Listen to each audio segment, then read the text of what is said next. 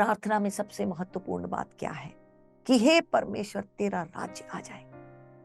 तो प्रोफेटिकल प्रेयर के बारे में आज कुछ बातों को मैं आपके साथ बांटना चाहूंगी कि परमेश्वर के दिल को आप समझें, उनकी इच्छाओं को समझें, आप किस समय में जी रहे हैं उसके बारे में आप समझें और परमेश्वर की इच्छा को इस पृथ्वी पर लेकर के आने के लिए जो है आप उनके साथ मिलकर जो है आप यू को वर्क विद गॉड। जैसे मान लीजिए हम परमेश्वर के साथ मिलकर के काम कर रहे हैं। एक दो एग्जाम्पल जो है आज परमेश्वर के वचन से हम देखेंगे ताकि इन बातों के बारे में कुछ ज्यादा प्रकाशन और ज्ञान हमारे अंदर आ जाए। मत्ती रचित सुसमाचार यहां पर हम देखते हैं उसका चैप्टर 2 दूसरे अध्याय में हम देखते हैं यीशु मसीह के जन्म के बारे में, the first coming of Jesus.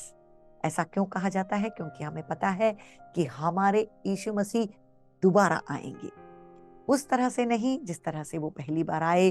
वो राजाओं के राजा बनकर हमें अपने साथ ले जाने के लिए यीशु मसीह आएंगे। लेकिन जब पहली बार उनका जन्म हुआ इस धरती पर तो हमें पता है कि वो कितना महत्वपूर्ण हिस्सा था परमेश्वर की योजना में। It was such an important point in the purpose of God.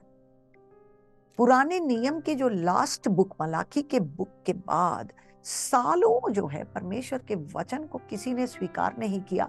कोई परमेश्वर का वचन उन दिनों में नहीं सुन पा रहा था। It was like a silent period.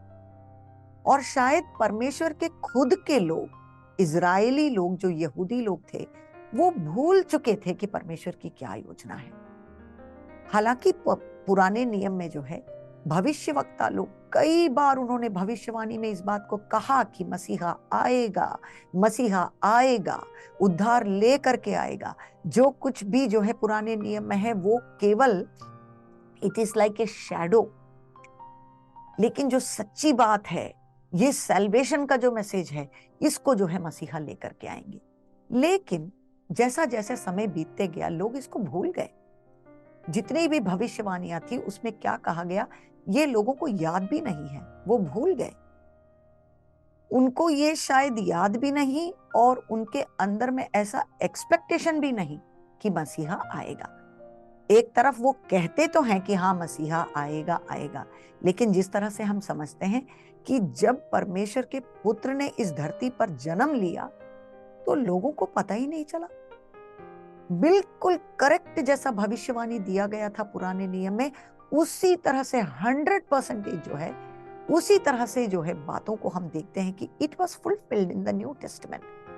Correct उसी तरह से जो है बात एक एक करके डिटेल में जिस तरह से भविष्यवाणी की गई थी उसी तरह से जो है वो पूरी भी हुई।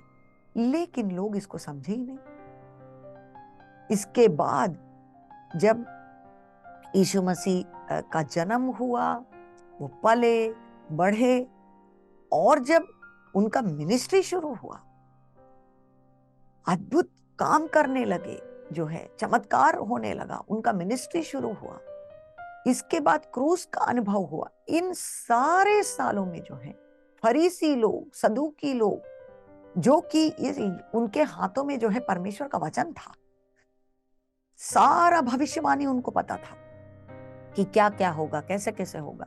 इसके बावजूद वो इतने अंधे हो चुके थे कि एक तरफ वो रात दिन परमेश्वर का वचन पढ़ तो रहे हैं, लेकिन जब उनके आंखों के सामने वो भविष्यवाणियां पूरा हो रही हैं तो इनको नहीं समझ में आ रहा है कि ये परमेश्वर की योजना है। और वो मसीहा को स्वीकार ही नहीं कर पाए, उनको नहीं समझ में आया। एक तरफ वो वचन को पढ़ रहे हैं और उसका सारा डिटेल उनको पता है, लेकिन जब वही वचन उनकी आंखों के सामने पूरा हो रहा है तो इनको समझ में नहीं आ रहा है। वो अंधे हो चुके हैं, धार्मिक रूप से वो अंधे हो चुके हैं। They did not recognize, they did not receive the Messiah. उन्होंने मसीहा को स्वीकार नहीं किया। केवल वो ही नहीं, वो सारी भीड़ के साथ जो है मिलकर चिल्लाने लगे कि इसको जो है क्रूस पर चढ़ाओ, बराबस को छोड़ दो, लेकिन इसको क्रूस पर चढ़ाओ, इसको क्रूस पर चढ़ाओ। वो नहीं समझ पाए। पर वो कौन लोग थे? कुछ लोग थे जिनको ये बात उन दिनों में भी समझ में आ गई कि परमेश्वर की योजना जो है हमारी आंखों के सामने जो है ये पूरी हो रही है। चारों तरफ हलचल मचा हुआ है, बिल्कुल साधारण जिंदगी है, लेकिन इसके बीच में भी परमेश्वर की योजनाओं से प्रावचनिक रूप से अगर आपको जुड़ा रहना है तो आपको एक प्रार्थना पुरुष, एक प्रार्थना स्त्री बनना पड़ेगा। लूका रचित सुसमाचार में हम चलें तो इन्हीं बातों का कुछ डिटेल वहां पर दिया गया है, जहां हम दो लोगों को देखते हैं, वृद्ध लोगों को, जो सिमियोन और अन्ना कहलाते थे। दूसरे अध्याय में इनके बारे में हम पढ़ते हैं। आज ज्यादा समय हमारे पास नहीं है इनके बारे में डिटेल में बोलने के लिए, लेकिन प्रेज गॉड, दो वृद्ध लोग हैं और उनके बारे में जो है 25वें वचन से दूसरा अध्याय लूक चैप्टर 2 फ्रॉम वर्स 25 जब हम नीचे पढ़ते हैं तो हमें समझ में आता है कि वो कैसे लोग थे। रात दिन जो है वो परमेश्वर के मंदिर में उपवास के साथ और प्रार्थना के साथ वो अपना समय व्यतीत करते थे।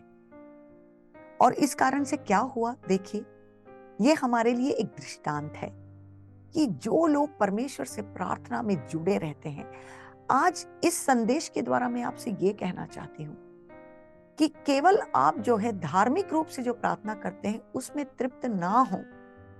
आप ये चाहें कि परमेश्वर आप जो है अपने दिल से मुझे जोड़ लीजिए। परमेश्वर, प्रार्थना करना मेरे लिए केवल आपके सामने आकर कुछ बातों को मांगना या मेरे लिए आशीष मांगना, अपने बच्चों के लिए मांगना या अपनी कलीसिया के लिए मांगना नहीं, ये उन बातों पर सीमित नहीं है। परमेश्वर आपकी योजना के साथ मुझे जोड़ दीजिए। परमेश्वर, इस पीढ़ी में, मेरे इन दिनों में परमेश्वर आप धरती पर क्या कर रहे हैं, मेरे देश में, मेरे प्रांत में आप क्या कर रहे हैं, क्या करना चाहते हैं। परमेश्वर, मेरी आंखों को खोल दीजिए।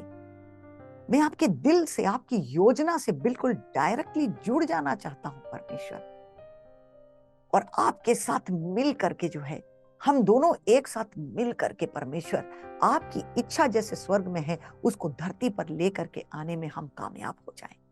Praise God, this is the heart of God.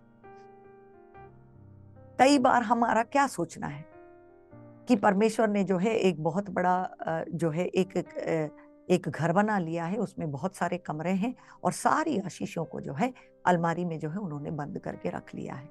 कई चीजों को तो लॉकर के अंदर डबल लॉक, ट्रिपल लॉक लगा करके रख दिया है, और लॉकर से जो आशीष को निकालना है उसके लिए ज्यादा जो है युद्ध करना पड़ता है। और हमें ऐसा लगता है जैसे मान लीजिए हम जा करके भीख मांग रहे हैं, परमेश्वर नहीं देना चाहते हैं पर किसी तरह से हम उनके हाथ से जो है उसको ले करके आ रहे हैं। Please understand, God wants you to co-work with him. आज परमेश्वर पृथ्वी पर अगर कुछ भी करना चाहे तो आपके कोऑपरेशन के बिना, मेरे कोऑपरेशन के बिना परमेश्वर उसको नहीं कर सकते हैं।